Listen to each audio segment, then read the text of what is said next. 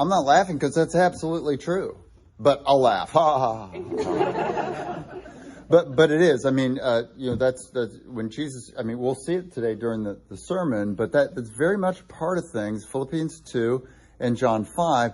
The Father gives judgeship to Jesus, so that Jesus, in justice, poetic justice or God justice, Jesus gets to judge those who have judged him and found him wanting. Incorrectly. Right. Mm-hmm. And so John 5:22, Jesus says, "Moreover, the Father judges no one, but has entrusted all judgment to the Son, that all may honor the Son, just as they honor the Father, or just as they honor the Father who sent him." And so that's the Father's purpose, that all are forced to honor the Son when they stand before him and he judges them. They can either honor him as their king who has saved them, for us who believed, or honor him as the rightful king and the one who rightfully judges them for their lack of disbelief. But they finally have to admit, Philippians 2, 9 through 11, every knee shall bow, every tongue confess that Jesus is Lord. So very much, in our vernacular, he gets the last laugh, and that's very intentional by the Father. And you see that in many of the parables Jesus tells of the kingdom, is that the Father throws a banquet for his Son, in honor of his Son, and he's greatly offended when people don't come to the banquet. And so that's very much a part of things, that the Father delights to honor the Son. So when we praise Jesus, the Father delights in that, like a father would delight when here on earth, when his Son receives praise. That's a delightful thing for a father to get. Okay, good.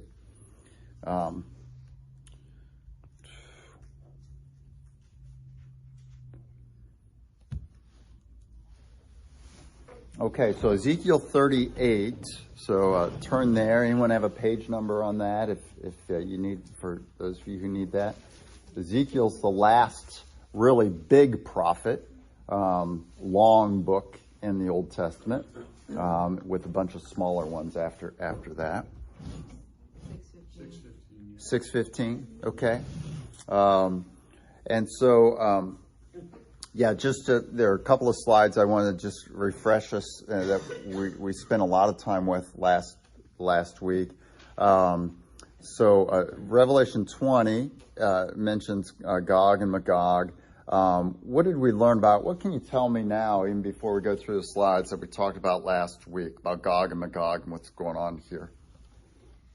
The king's name was Gog. Okay, there's a king named Gog. And you can see here where he ruled and when he ruled. And what are those two things? In Lydia. He ruled in Lydia, which is, let's get that up here. So that was the ancient land of Lydia. You can see there Ephesus, Miletus, Sardis, Smyrna. Those are cities that we read about in the New Testament. What country is this today? Greece. Turkey. Don't listen to me. Yeah, and so this whole thing, this whole big major landmass here, this is Turkey.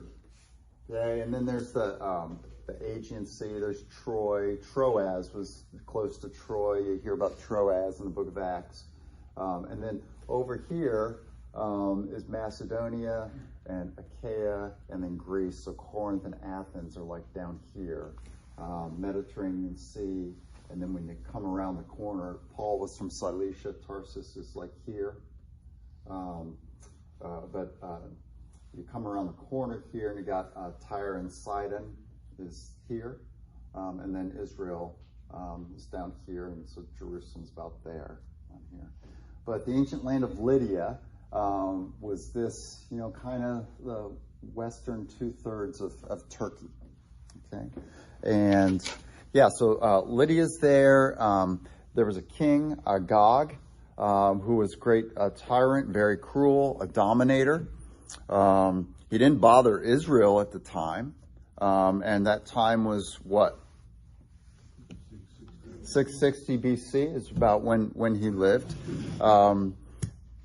Okay. What else do you remember from last? So good on that. What else do you remember from last week? He was from Magog. Okay, so the land is Magog, and Rolled over Tubal and Meshech. yeah, and so he ruled over Meshech and Tubal. And we'll see that in Ezekiel 38 there. You'll be able to see that there. Good. So Gog is the king. Magog is the land. He's from Magog, and he rules over areas of Meshech and Tubal, two places that we looked at Genesis 10. These are ancient people who had lands named after them. Back in Genesis 10, when you have the Table of Nations there. Were these Japhethites? Yeah, and these were Japhethites, and we can see that from Genesis 10. Ham, the three sons of Noah who are the three sons of Noah? Shem, Ham, and Japheth. Ham basically goes where geographically? Africa. And the Canaanites are Hamites. And so they've slipped up. They're not in Africa, but they've come up from there. And remember, Canaan was the cursed son of Ham. So Ham is not cursed, but that was made in American slavery, that the Hamites were cursed. But the Hamites weren't cursed. The Canaanites, the first son of Ham, was cursed. It was a penalty to Ham that his son, Canaan, was cursed. But now get this, just for your understanding, Genesis. Who's writing Genesis? Moses. Who's living during Moses' day? Okay, Canaanites are living. And who's Moses with? Who are his contemporaries? What have they just been through? The Israelites in Egyptian slavery. Egyptian slavery. And what was their mandate coming out of slavery? What were they to do? Okay, worship God, yeah. Clear out the promised land to worship God. From whom? Wipe out the Canaanites. And so Moses includes this out of the millions of facts that Moses could include in the book of Genesis. Realize that. Genesis is not a history of everything that happened. Right? That would be a tremendously long book that, literally it would exceed the sides here of this. If you had a book, it would be like that big. But God inscripturates what his people need to know at the time so that they can take appropriate action. And so one of the things Moses inscripturates by inspiration of the Spirit is that the Canaanites were an anciently cursed people from the day of Noah. And so Noah curses Canaan. And so God's people coming out of Egypt then under Moses, reading or hearing the book of Genesis, could say, oh, this is why it's okay to kill the Canaanites. This is another reason it's God's will to wipe out the Canaanites, because they're a people that God has cursed. God's being fair. God's being fair. Yep. So Ham is Africa and the Canaanites there. What about Shem? Asia. Yeah, the kind of the Asiatic peoples. So it is Israel comes from Shem. This is why you have anti-Sem, S-E-M, Semitism. In Hebrew, the letter for sh and s are almost the same. So, boy, you got some dots here, so it's going to be a little confusing. Make that one different. Okay, so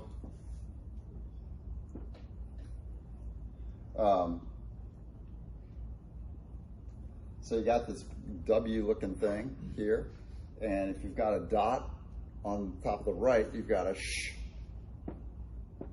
And if you've got a dot on top of the left, you got a s. Okay, so the sons of Shem were that, but if you've got text that doesn't have what they call pointing, these little, like apostrophes and those kind of things on, which often is the case, then it's anybody's guess. And so is it Shem or Sem? Don't know. This is why, if you know the expression, the shibboleth, it was a test as people came across the Jordan River if somebody was native to the land. Did they know the difference between a sh and a s? Because if they said sibboleth, they knew they were imposters. But if they said shibboleth, they knew they were authentic, because they knew the difference between a sin and a shin. Those are those two letters, sin and shin. And so, so Shem today is, yeah, but it's the same there. So that's a little background for you. But so Shem, Shemites or Semites. So if you're an anti-Semite or an anti-Dentite,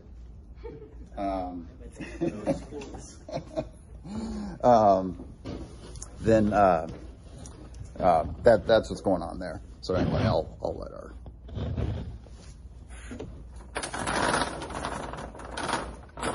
Okay, that's so people can see that watching. Okay. Anything else on Gog and Magog from last week that you recall? You had different names in different languages that were the same name, really. Mm-hmm. Gugis Yeah. And Gugu. Yeah, and so Gog is someone we know historically in history. Ezekiel refers to him, and it was a king who lived in Ezekiel's past. In Assyrian, if you wanted to refer to Gog, you said Gugu. In Greek, you said Gugis. But in Hebrew, that's Gog. And it's the same as today. If I am in Mexico, you call me what? Juan. Yeah, if I'm in Germany, you call me what? Johann. If I'm in Russia, you call me what? Ivan. If I'm in Ireland, what do you call me? Ian. Yeah. And so you've got all these. When you take a name from one language to another, it's the same name, but you mess with the consonants and vowels a little bit. And so the same thing with Gog. And so Hebrew people called him Gog, but the Assyrians called him Gugu, and the Greeks called him Gugis.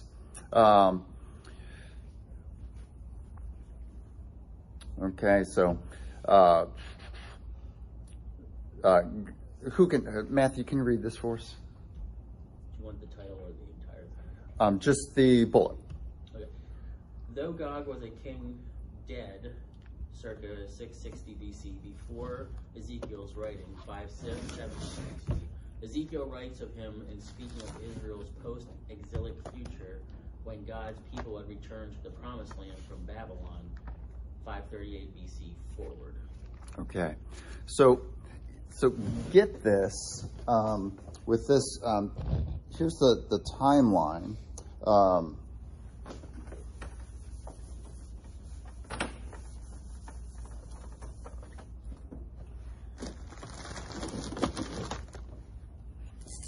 So you've got Gog. That's better. More ink. And he's living when? What year? 660. 660 BC. Okay, so here's our timeline. And so here's Gog, and he's living around 660. When is Ezekiel preaching and writing his book? 570. Yeah, so Ezekiel's here at 570. I'll get out of your way in a second.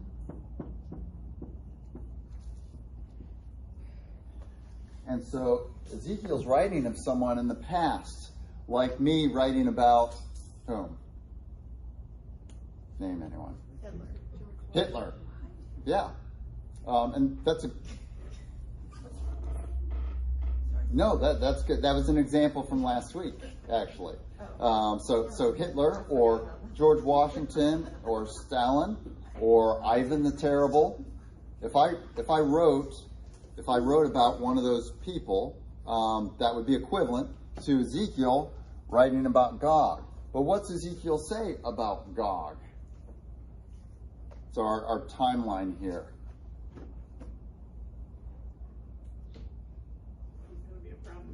He's going to be a problem in the future. And he's going to be a problem after what year? 538. 538. Okay. So we're here at 538. And what's 538? The return from exile. Yeah, God's people return from exile. So they return to the promised land. They're in 538. And so Ezekiel in 570, from exile, he's in Babylon, Ezekiel is. He's writing and saying, when we get back to the promised land, so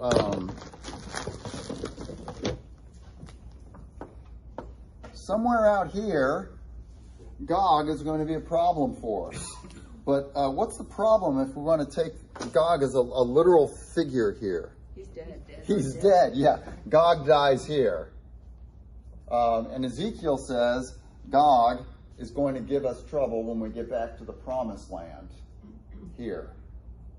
Okay, so you get the setup. All right. Yeah, Matthew.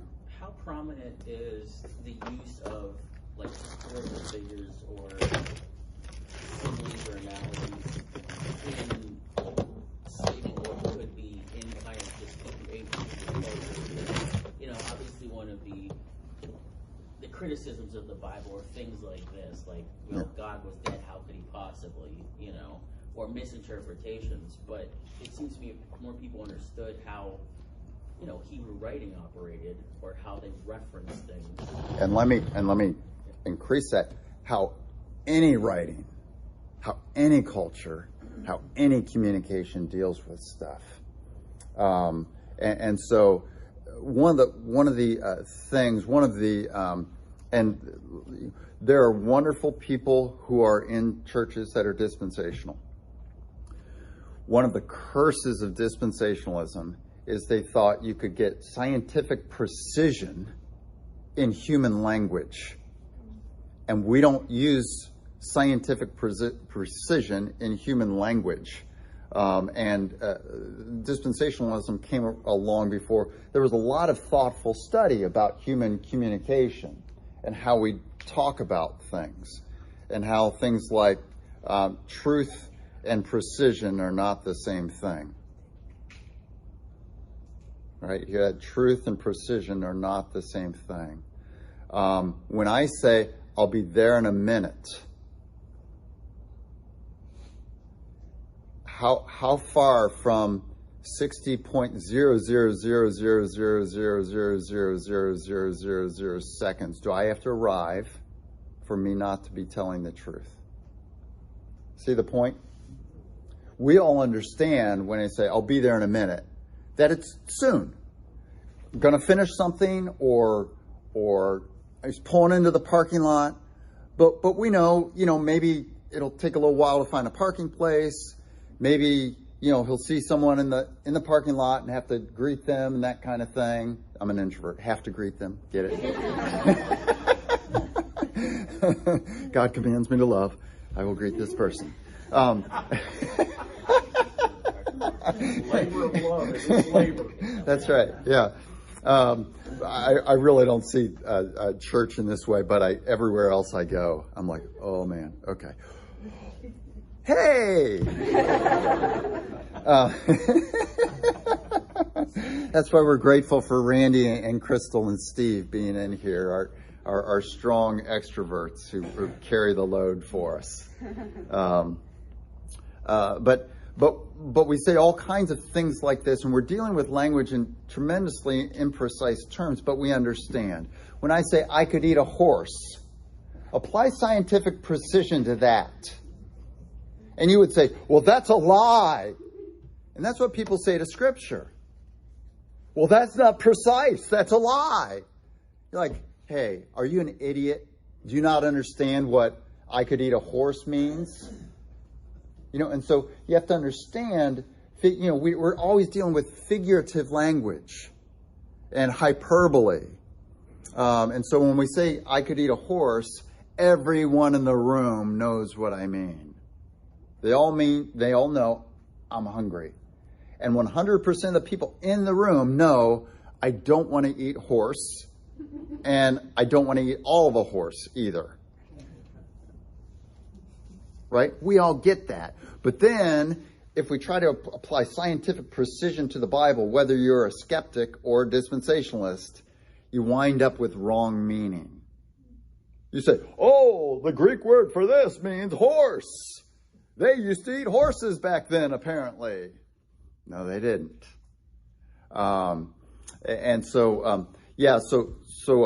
This idea, and glad you asked, and good question, we're going to go into that right now. How Scripture, some examples of Scripture using this kind of thing, where you say, if Scripture didn't do this at all, we'd have to deal with this because God lived before Ezekiel. And unless we want to go forward in blinders that there wasn't a man named Gog who lived, who was a tyrant, who was a dominator that everybody feared, then we've got to deal with this. Whether Scripture and all human language never did this any other time.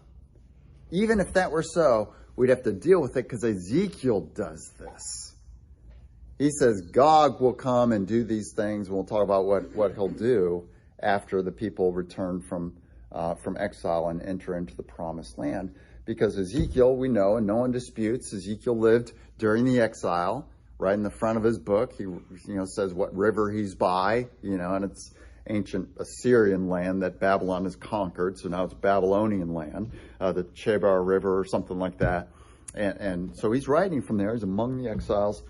And he's writing about when they return, which is the topic of chapters 33 through the end of the book. It's dealing with the return from exile. And so Ezekiel goes through things like there's going to be a new son of David who will rule over you. There will be a rebuilding of the temple, and here's how you should rebuild the temple. He goes over the geographic distribution of the promised land will be different than Joshua assigned it. And all 12 tribes will get geographically equal portions of land, and it'll be horizontal, like this, 12 horizontal pieces of land. So Ezekiel's dealing with restoration stuff from chapters 33 through 55. What does it go here? Who knows that? I know that sometimes. This is really important. 48. There we go. To chapter 48. And so, anyway, Scripture does do that. Talk about past people coming in the future. And they're not talking about reincarnation. Yeah, Just Steve. a small sidebar as to those people that have been believing. I listened to the lesson last week, and I can only say I was shocked to learn that Magog was not Russia. Yes. I talked to somebody out there after the service was over, and I said, yeah, if Steve were here this week, his brain would have been all over the ceiling. That's what I said. Yep. Thank you for listening. Yeah. I just wonder how it got so sideways. I mean, it made total sense. So here's how most of dispensationalism gets sideways. They don't know history. That's it. So when the Old Testament prophets talk about, before the exile happens, when they talk about the temple being rebuilt, if you know history, you know that the temple got rebuilt and finished in 516 BC. Prophecy over. But if you don't know history, you just look and there's a shattered temple in Jerusalem today, and you assume that that's what Nebuchadnezzar did in 586. And you don't realize, well, when the people came back in 538, they started rebuilding the temple and they finished it in 516. And so the potential future of a rebuilt temple that I'll say 6 prophets talked about happened. But if you don't know that history, then you're looking for the temple in Jerusalem today to get rebuilt somehow through the Muslims getting kicked out of Jerusalem, Israel triumphing, and them rebuilding the temple physically today. And so that's the answer. Most of the misinterpretation of Old Testament prophecy is just because they don't know history, what's actually happened in history, and that most of it had some kind of fulfillment already. Yeah. The number of people who send money to rebuild the temple, I wonder where that money actually goes. Yeah, I don't know. Good question. Yeah. And so one of the things, Steve, too, with Magog, like looking for maps of it online so I could put one up there. When the map was a dispensational site, they put Magog up in Russia. But that was not based on history. That was based on the big word eschatological last time's teaching they've gotten. Because they knew, the prophecy of pre-exile about Nebuchadnezzar coming talks about intruders and foreigners from the north. And so they say, well, we don't know history. So we'll just assume that's Russia descending down on Israel, right? Which is what, we all listen to the cassette, what I listened to the cassette tapes on from Jimmy Swaggart and Jim Baker and whoever else I was listening to, maybe Mike Murdoch at the time in the 80s, on all this stuff, and any of those names warm your heart, Steve? Some of those names. Yes, absolutely. Yeah. I was beginning to think that Russia was now Ukraine, because it seems like Russia's marching on Ukraine, not on Israel. But the issue was this. So Elam basically is Persia. This area here is Babylon. So, you can see it's here. So here's Babylon. Here's Assyria. Persia comes from over here. Here's Media. So the Medes and Persians. And so we know these 3 from Old Testament history. Major world powers, Assyria, they come and they conquer northern Israel and they scatter them all over. But then Babylonia takes over Assyria, and then Assyrian land becomes known as Babylon because it's been taken over by Babylon. So sometimes you see that in the prophets, like Isaiah or Jeremiah will talk about, Isaiah, not Jeremiah, but Isaiah will talk about Babylon, but really he's talking about Assyria and vice versa, those kind of things. Babylon and Assyria, when they came over, you can see these lines. See how they come like this and then go down? It's because this was terrible wilderness terrain to the east of Israel. It was mountainous, there were valleys, and it was dry. And so when nations would come in to conquer Israel, they would come from the north, cross the Jordan River, and all that up north, way up north, and north of the Sea of Galilee, actually, and then come downward. And so Jerusalem was always afraid of conquerors from the north, because you know what was to their east? The sea. The Dead Sea. And it was like 30 miles away or something like that. And so no conquerors would come from the east unless they were the creature from the Black Lagoon, right? There was an amphibious landing or something like that. or they were going to cross the Jordan River, which we know God's people needed a miracle for that to happen, to cross the Jordan River. And so what they do is they come up north of the Sea of Galilee, which is the kind of the north end of the Jordan River, and they would come down from the north. And so that's where this has come from, not knowing that, how Babylon came in and conquered Israel, how Assyria had come in and conquered Israel. Not knowing that, they say, oh, invaders from the north. I don't know any Old Testament, like actual history of stuff that went on. And so I'm going to assume, since the USSR, the Soviet Union, is the major world power, and that we're allies of Israel. This is all 1980s speak here. We're allies of Israel. We're death enemies with the Soviet Union, that the Soviet Union is going to come down and conquer Israel, invaders from the north, and ancient imagery like locusts that uses a standard army image. Swarming army that was numerous. Joel calls them locusts, other references in Old Testament to locusts coming in, and that's like an army. But in the 80s, you know what that was. Steve, you can't answer this one. In the 80s, the dispensational and charismatic prophecy teaching about the end times said that those locusts represented what? Helicopters. Yeah, Soviet helicopters that were so numerous that it blackened the sky. Instead of understanding, that when a locust swarm came in, it actually blackened the sky because it was so numerous. Okay. So any enemy from the east or the north, not the east, the west or the north would take that route from the north into Israel. Yes. Yeah, there's this little tunnel that was Israel. Yeah, and so they have to come from the north, or if the Egyptians, you could see there, they would just come from the south. North or Yeah, west. yeah. Okay. And this is why Israel was a great, a prized land, because all the trading routes had to go through Israel, because they couldn't go around it because the land was too terrible. And so they would come through. There was a highway called the King's Highway, and it went through Israel, connecting Africa with the Middle East and the East and Europe. Okay.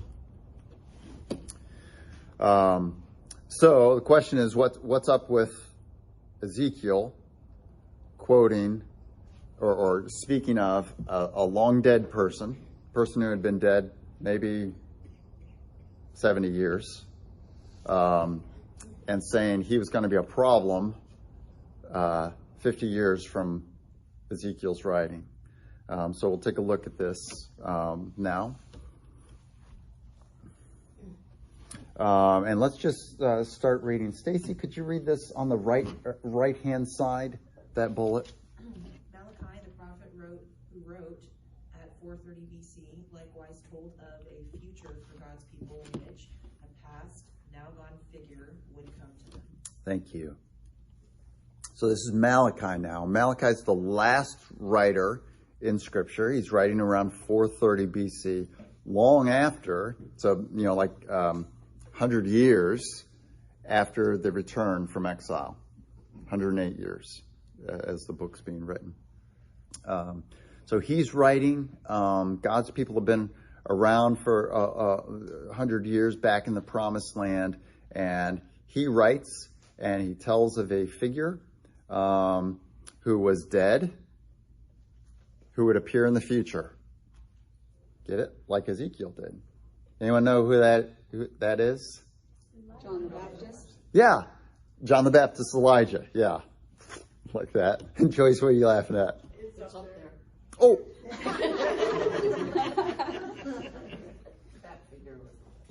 Oh, okay. Yep. There we go. Cheaters. Enabled cheaters. Yes, that's right. Emily, would you read our second bullet there? That figure's life on earth ended in or around 850 BC. That figure was Elijah.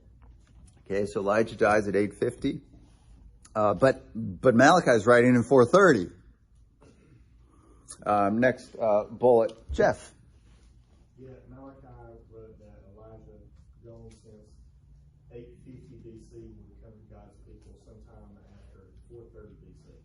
Okay. So see how Malachi's doing the same thing? Yeah. Yeah. So to kind of narrow down my previous question, if today in English speak as we speak now, we were to make a similar make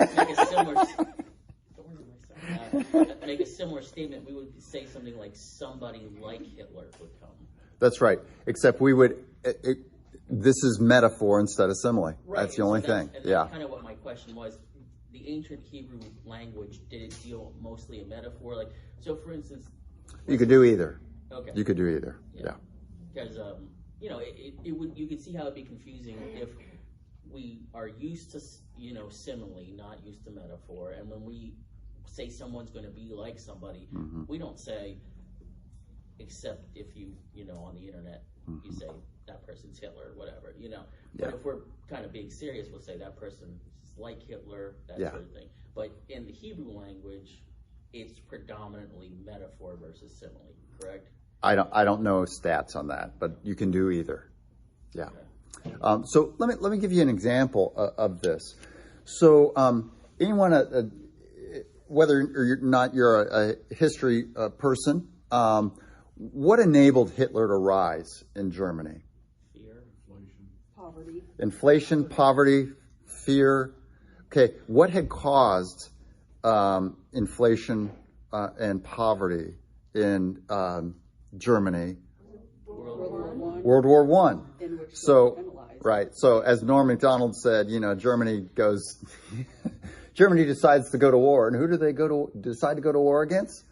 The world. And so, Germany, gets blamed, probably rightly so, for World War One. So at the Treaty of Versailles that ends World War I, they have to pay all these reparations to all these other nations. And so in addition to being impoverished from paying for a war to supply their own troops, ammunition, all that kind of stuff, in addition to that, in addition to having to rebuild their own country, they have to pay all these other countries so that all these other countries can rebuild the places they had destroyed as they attacked them.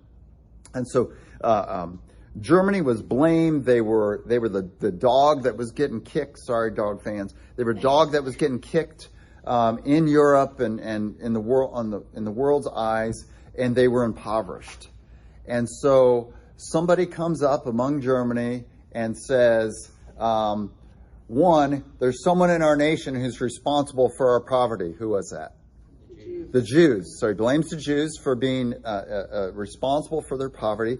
And he says, and Germans are great. In fact, we're a master race. We're not the dogs who deserve to be kicked. We're not less than the French and the English. We're the supermen, right? The Ubermensch. Okay? And so this message takes great hold. It was like in a, don't take offense at this parallel. One of the reasons Reagan was so popular is because America was so low.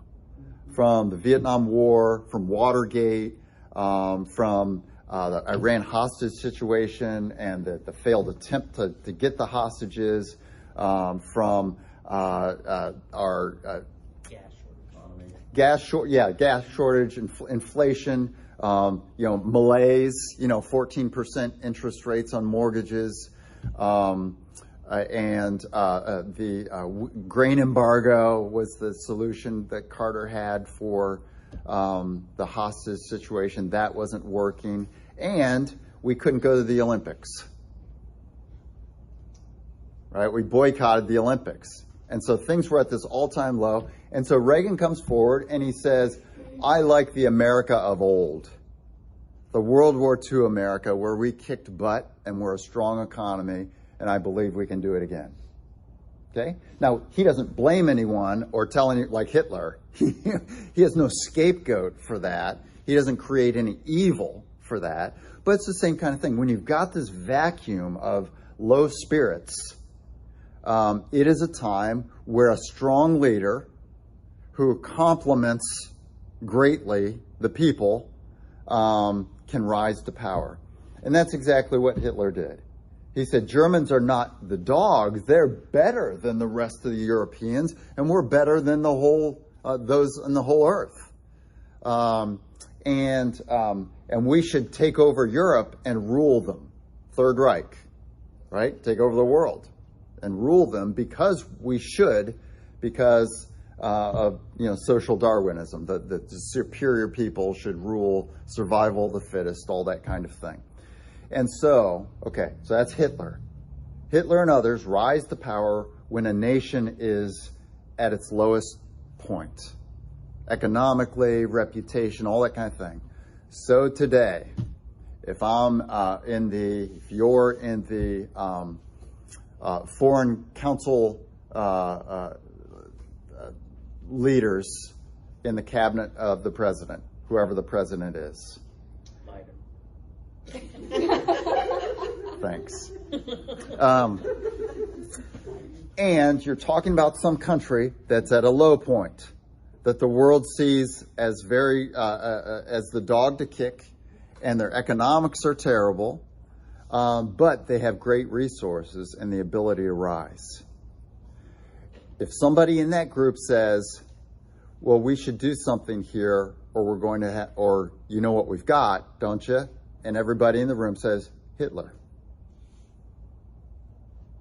Right? Just metaphor. They don't say, you don't have to say, well, maybe someone like Hitler. You could just say, well, yeah, this situation is crying for Hitler. And you mean there's somebody else going to rise up who will be like Hitler because the circumstances would fit for anybody recognizing the situation and rising up. Okay, so that's something, that's just kind of an illustration to show you that we do this kind of thing.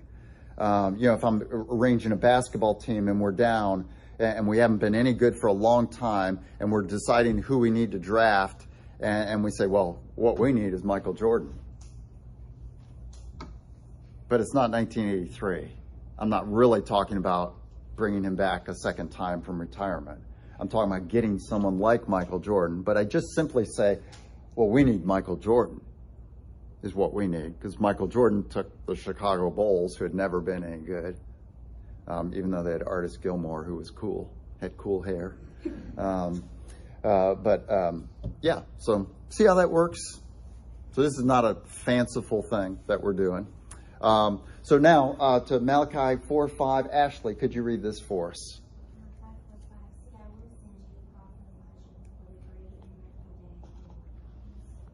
Okay. So Malachi says, I will send you the prophet Elijah.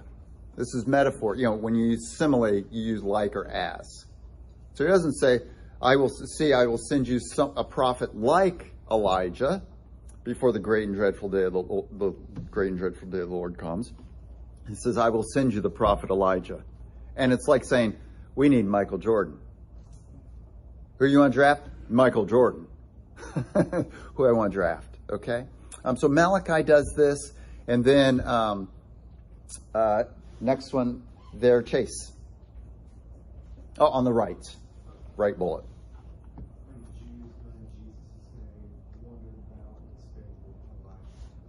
Okay? Because of the Malachi prophecy. And so, Lily, next bullet.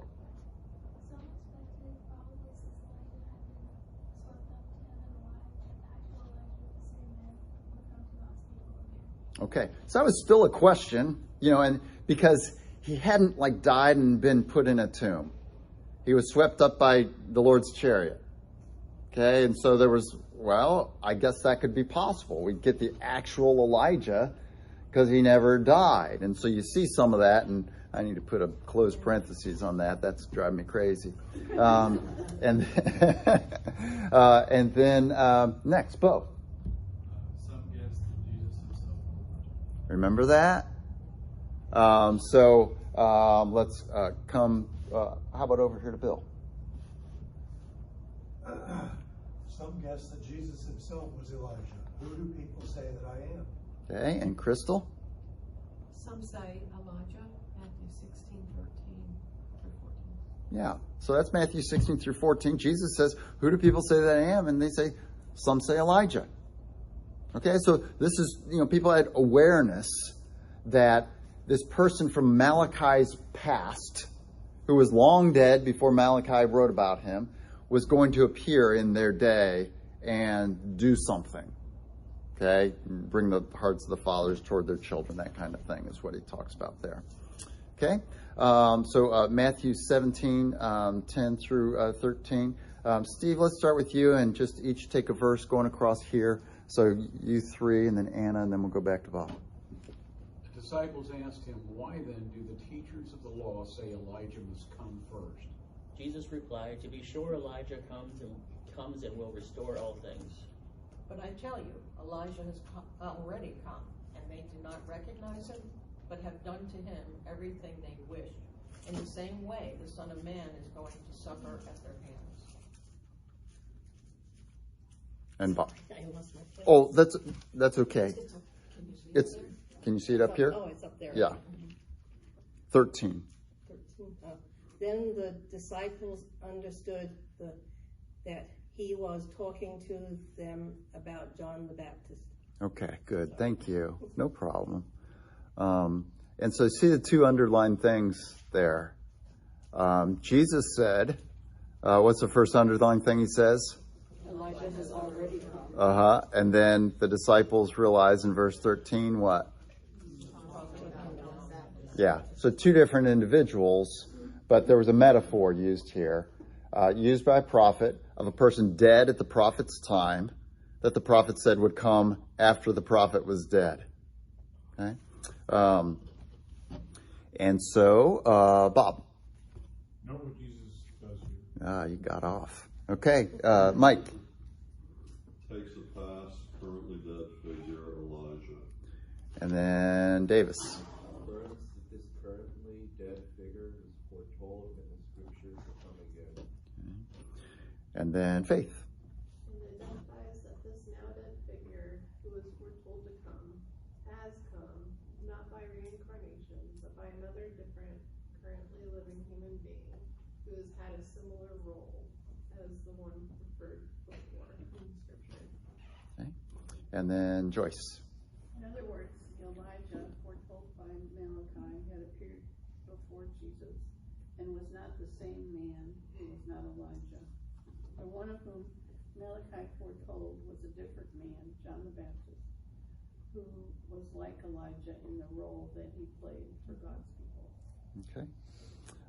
So just seeing this pattern here, so we can get comfortable with the idea that this Gog is a past figure. And he was so when John uses it in Revelation 20, he's really past. But even John's quotation quotes Elijah, and quotes Ezekiel, and Ezekiel, Gog was passed to him too. So this is nothing new or tricky or whatever. And if you were reading or listening to Ezekiel, you knew of Gog, just like you know of Hitler, just like you know of Ivan the Terrible, even if you don't know what he did, but you've heard that, Ivan the Terrible. You know that someone in the past sounds like he's Russian, and I don't want him coming today and bothering me. Okay, so you get that. And so the people reading Ezekiel or listening to Ezekiel, they knew that too, that this was talking about Gog who was dead, and that it was some great, terrible, dominating person who was cruel to his opponents. Okay, next bullet. Manny, can you read this bullet on the right-hand side there? Ezekiel is doing with the past historical figure Gog, circa 660, Gudis, the same thing Malachi and Jesus received Elijah. Okay, all right. And then Jim. Ezekiel at 570 BC foretold of one who would act like the now dead Gog of 600 BC in the future. Okay. And then Christina. Ezekiel foretold of a Gog-like man would attempt to bring his might and cruelty upon Israel to dominate and harm them after their return from exile after 538 BC. Okay, I left out a who there.